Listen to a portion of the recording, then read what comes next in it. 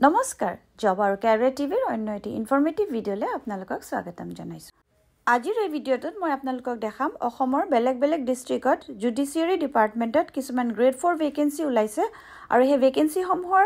যোনটো application process আছে সেইটো চলি আছে। আপোনালোকে যদি এলিজিবল আৰু ইণ্টাৰেষ্টেড হয় তেন্তে এপ্লাই কৰি দিব পাৰিব। এতিয়া প্ৰথম যোনটো ভেকেন্সিৰ বিষয়ে মই আপোনালোকক দেখাবলৈ গৈ আছোঁ সেইটো আহিছে মাজুলী জুডিচিয়াৰী ডিপাৰ্টমেণ্টৰ ফালৰ পৰা।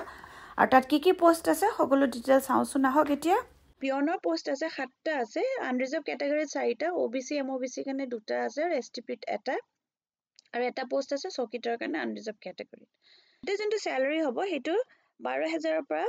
37,500 আৰু গ্ৰেড পে হ'ব 3,900। মিনিমাম কোৱালিফিকেশ্যন 8 পাছ টু 11 পাছ। আৰু তাৰ পিছতে আপোনালোকৰ যিকেইটা এলিজিবিলিটি ক্ৰাইটেৰিয়া দিছে সেইটো হৈছে ইণ্ডিয়ান চিটিজেন হ'ব লাগিব আৰু এখন এমপ্লয়মেণ্ট এক্সচেঞ্জৰ ৰেজিষ্ট্ৰেশ্যন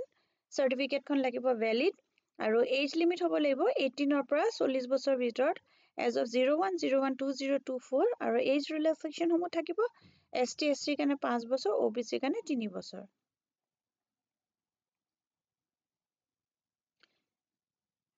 এইটো যোনটো এপ্লাই কৰা প্ৰচিডিউৰ থাকিব সেইটো হ'ব আপোনালোকে যোনখন ষ্টেণ্ডাৰ্ড ফৰ্ম আছে application form Assam গেজেটৰ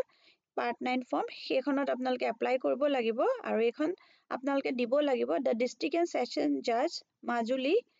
Garmur pin 785108 আৰু এই পোষ্টকেইটাৰ কাৰণে যোনটো এপ্লাই কৰাৰ লাষ্ট ডেট হৈছে সেইটো হৈছে 21 ডিচেম্বৰ 3টা বজাৰ ভিতৰত। আৰু এইটো আপোনালোকে ৰেজিষ্টাৰ পোষ্ট বা স্পীড পোষ্টেদি পঠাব লাগিব যোনটো এইটো এড্ৰেছ দিছে।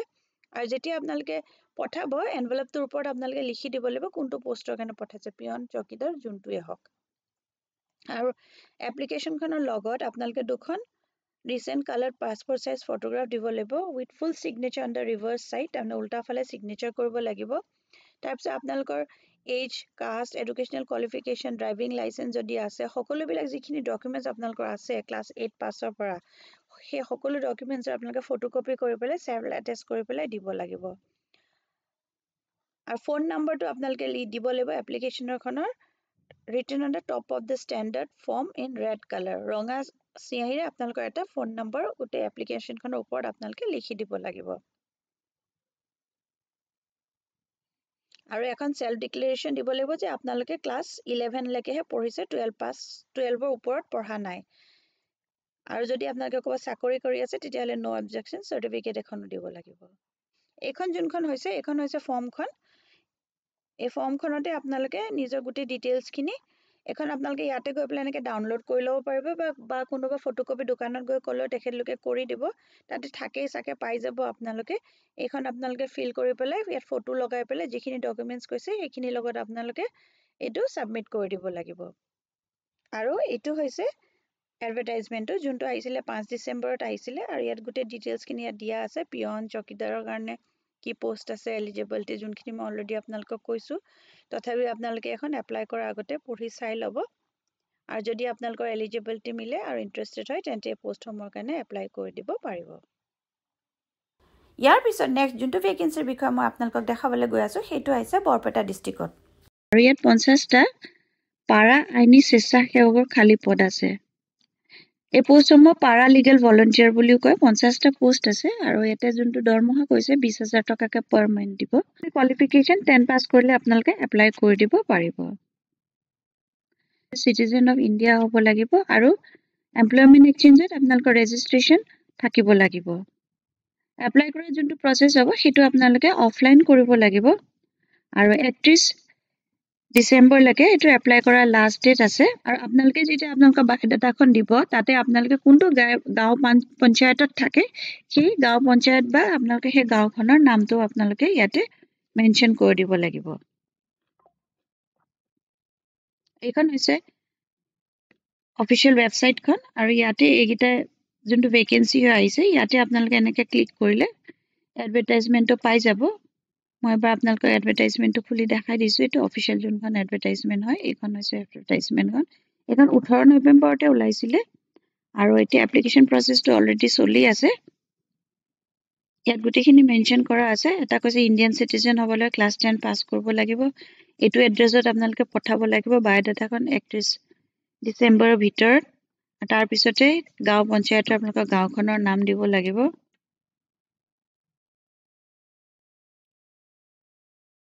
এই পোষ্টসমূহৰ কাৰণে আপোনালোকে এপ্লাই যোনটো কৰিব তাৰ পিছতে আপোনালোকৰ সিলেকশন প্ৰসেস হ'ব ওয়াৰ্ক ইন ইন্টাৰভিউ হ'ব তাতে একো এনেকুৱা ৰিটেন টেষ্ট বা আপোনালোকে এপ্লিকেশন ফিজও দিব নালাগে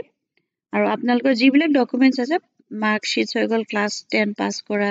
তাৰপিছতে পিআৰসি আৰু যদি আপোনালোকে কোনখন গাঁৱত বিলং কৰিছে তাৰ এখন গাঁও বুঢ়াৰ পৰা সাৰ্টিফিকেট দি দিব যে মই এখন গাঁৱত বসবাস কৰো এনেকুৱা ধৰণৰ গোটেইখিনি ডকুমেন্ট মিলাই পেলাই আপোনালোকে দি দিব আৰু আপোনালোকৰ যোনখিনি এপ্লিকেন্টৰ শৰ্টলিষ্ট কৰিব তেখেতলোকৰ বেলেগে মানে অফিচিয়ালি আপোনালোকৰ ওচৰত ফোন বা ইমেইল নাহে আপোনালোকে যোনটো এইটো বৰপেটা ডিসি কোৰ্টৰ এইটো যোনটো ৱেবসাইট আছে ইয়াতে গৈ পেলাই আপোনালোকে লিষ্টখন চাব লাগিব আৰু আপোনালোকে এটা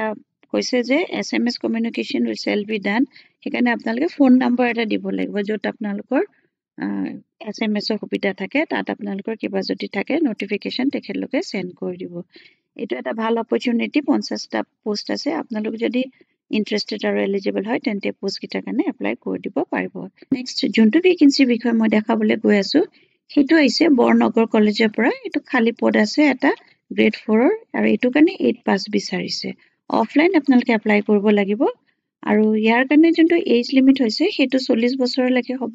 18 পৰা 40 বছৰ ভিতৰত জেনাৰেল ক্যান্ডিডেটৰ কাৰণে আৰু 5 বছৰ ৰিলেক্সেশন থাকিব ST SC কাৰণে 3 বছৰ থাকিব OBC MOBC কাৰণে ৰিলেক্সেশন আৰু 10 বছৰ থাকিব পাৰ্সন উইথ স্পেশাল ডিসেবিলিটিৰ কাৰণে আপোনালোকে যোনটো এপ্লাই কৰাৰ প্ৰসেস হ'ব এটা অফলাইন কৰিব লাগিব যোনটো স্ট্যান্ডাৰ্ড আমাৰ Assam gazette part time form আছে সেই ফৰ্মখনত আপোনালোকে গোটেই নিজৰ ডিটেইলছ খিনি ভৰাব আৰু লগত ডকুমেন্টছ খিনি আপোনালোকৰ pass certificate experience certificate caste certificate যি সকলোবিলাক ডকুমেন্টছ আপোনালোকে ফটোকপি কৰি সেলফ এটেচ কৰিব লাগিব আৰু তাৰপিছতে principal and incharge secretary Barnagar college Sorbhog প্ৰিয় হৰবুক ডিস্ট্ৰিক্ট বৰপেটা আসাম 781317 এই এড্ৰেছটোত আপোনালোকে বাই পোষ্ট বা বাই হেণ্ডো আপোনালোকে পঠাই দিব পাৰিব আৰু এই চাকৰিটোৰ কাৰণে যোনটো এপ্লাই কৰা লাষ্ট ডেট হৈছে সেইটো হৈছে 19 তাৰিখ 19 ডিসেম্বৰ ভিতৰত আপোনালোকে পোষ্টৰ কাৰণে এপ্লাই কৰি দিব পাৰিব কোনো এপ্লিকেশন ফিজ নাই আৰু পৰীক্ষাও নহয় সেইকাৰণে আপোনালোক যদি এলিজিবল আৰু ইন্টাৰেষ্টেড হয় এই পোষ্টৰ কাৰণে এপ্লাই কৰি দিব পাৰিব ইয়াৰ পিছত নেক্সট যোনটো ভেকেন্সিৰ বিষয়ে মই দেখাবলৈ গৈ আছো সেইটো হৈছে নগাঁৱৰ পৰা নগাঁও জুডিচিয়াৰী সাৰ্ভিসৰ পৰা আৰু ইয়াত 5টা পোষ্ট ওলাইছে পিয়নৰ পোষ্ট ইয়াৰ পিছত 17 ডিসেম্বৰ ভিতৰত আপোনালোকে এপ্লাই কৰি দিব পাৰিব 5টা পিয়নৰ ভেকেন্সি আছে আনৰিজাৰ্ভ ক্যাটাগৰী 3টা আছে আৰু 2টা OBC ক্যাটাগৰীত আছে ইয়াৰ কাৰণে যোনটো স্যালাৰি হ'ব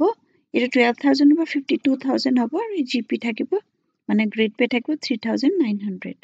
ইয়াৰ কাৰণে যোনটো এলিজিবিলিটি ক্ৰাইটেৰিয়া বিচাৰিছে এটাটো ইণ্ডিয়ান সিটিজেন হ'ব লাগিব আপোনালোকে আৰু তাৰ পিছতে 18 পৰা 40 বছৰ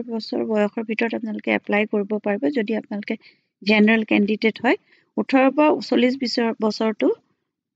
এটো যোনটো এজ দিছে এটো ক্যালকুলেট হ'ব 1/11/2024 ৰ হিচাপত আৰু এজ ৰিলেক্সেশন সমূহ থাকিব age per government norms ST SC কাৰণে 5 বছৰ OBC MOBC কাৰণে 3 বছৰ এণ্ড সো অন ইয়াৰ কাৰণে আপোনালোকে এখন ভ্যালিড এমপ্লয়মেন্ট এক্সচেঞ্জৰ ৰেজিষ্ট্ৰেচন থাকিব লাগিব আৰু লগতে minimum qualification 8 pass 9 pass 10 pass 11 pass হ'ব লাগিব যদি আপোনালোকে 12 পাস কৰিছে বা অনৱাৰ্ডছ হয় তেন্তে পোষ্ট কিটাৰ কাৰণে এপ্লাই কৰিব নোৱাৰিব এপ্লিকেশন ফৰ দ্য পোষ্ট যিটো পোষ্টৰ কাৰণে এপ্লাই কৰিছে হেতু লিখিবলৈ আপোনালোকে ড্ৰপ বক্সটো যোনটো আছে তাতে অফিচত যদি যায় আপোনালোকে এটা ড্ৰপ বক্স পাব হেতুত 17 তাৰিখৰ ভিতৰত ড্ৰপ কৰি দিব পাৰিব বা আপোনালোকে বাই পোষ্টটো পঠিয়াব পাৰিব এইখন যে অফিচিয়েল নটিফিকেশনখন ইয়াতে সকলো ডিটেইলছ মেনশন কৰা আছে ইয়াতে আপোনালোকে পঠাব লাগিব আৰু কিবা জানিবলৈ হলে আপোনালোকে এইটো ৱেবসাইটত গৈ চাবও পাৰিব আপোনালোকে ফোন নম্বৰ এটাও দি দিব যাতে কিবা যদি কমিউনিকেশ্যন থাকে তেওঁলোকে আপোনালোকক ফোনত জনাব পাৰিব হাইলাকান্দি জুডিচিয়াৰীৰ পৰা আহিছে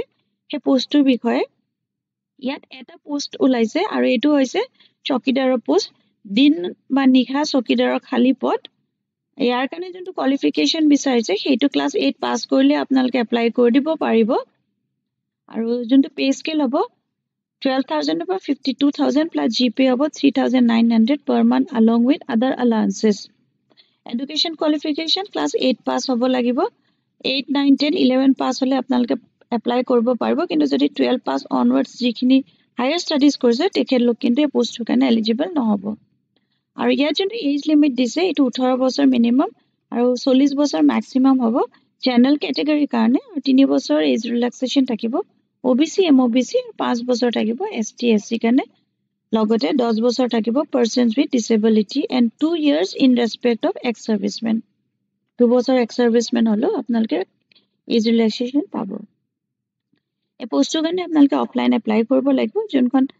আসামৰ গেজেট পাৰ্ট 9 ফৰ্ম আছে সেই ফৰ্মখন লৈ পেলাই তিনিখন present recent passport size photograph দিব আৰু লগতে যিখিনি আপোনালোকৰ ডকুমেন্টছ আছে এডুকেশনাল কোৱালিফিকেশন এমপ্লয়মেন্ট এক্সচেঞ্জৰ ৰেজিষ্ট্ৰেচন সাৰ্টিফিকেট তাৰপিছত আপোনাক identity proof residential proof self declaration সকলোবিলাক আপোনালোকে ফটোকপি কৰিব লাগিব আৰু তাৰপিছত সেল্ফ এটেচ কৰি পেলাই এপ্লিকেশন ফৰ্মখনৰ লগত গাঁঠি পেলাই যোনটো এইটো এড্ৰেছ দিছে office of the district and session জাজ হাইলাকান্দি আসাম এইটোত বাই হেণ্ড অৰ বাই পোষ্ট আপোনালোকে পঠাই দিব লাগিব আৰু এড্ৰেছটো হৈছে দ্য ডিস্ট্ৰিক্ট এণ্ড সেশন জাজ এটা হাইলাকান্দি হ'ব লাগে post and police station district Hailakandi pin 788151 যদি বাই পোষ্ট পঠাই আপোনালোকে পিন নম্বৰটো দিবলৈ নাপাহৰিব এইখন হৈছে অফিচিয়েল নটিফিকেশনখন যিখন 3 তাৰিখে ওলাইছিলে আৰু ইয়াতে গোটেই ডিটেইলছখিনি মেনশ্যন কৰা আছে আপোনালোকে এবাৰ পঢ়ি চাই ল'ব আৰু যদি আপোনালোকে ইন্টাৰেষ্টেড আৰু এলিজিবল হয় তেন্তে আপোনালোকে এপ্লাই কৰি দিব পাৰিব আৰু এই পোষ্টৰ কাৰণে যদি এপ্লাই কৰাৰ লাষ্ট ডেট হয় সেইটো 2 তাৰিখ হয় জানুৱাৰী মাহৰ 2 জানুৱাৰী 2025 চনলৈকে আপোনালোকৰ ওচৰত এই পোষ্টৰ কাৰণে এপ্লাই কৰাৰ সময় আছে ইয়াৰ কাৰণে একো এপ্লিকেশন ফিজ দিব নালাগে বা পৰীক্ষা দিব নালাগে যদি 8 পাস কৰিছে তেন্তে আপোনালোকে পোষ্টৰ কাৰণে এপ্লাই কৰি দিব পাৰিব এই ভিডিঅ'ত মই জনাবলগীয়া ইমানেই আছিলে যদি আপোনালোকে ভিডিঅ'টো চাই ভাল পালে তেন্তে লাইক এটা কৰি দিব আৰু পাৰিলে ভিডিঅ'টো যিমান পাৰে ফ্ৰেণ্ডছ আৰু ফ্যামিলিৰ মাজতো শ্বেয়াৰ কৰি দিব কোনোবা যদি এলিজিবল আৰু ইন্টাৰেষ্টেড হয় পোষ্টৰ কাৰণে এপ্লাই কৰি দিব পাৰিব আকৌ এটা নতুন ভিডিঅ' লৈ লগ পাম ধন্যবাদ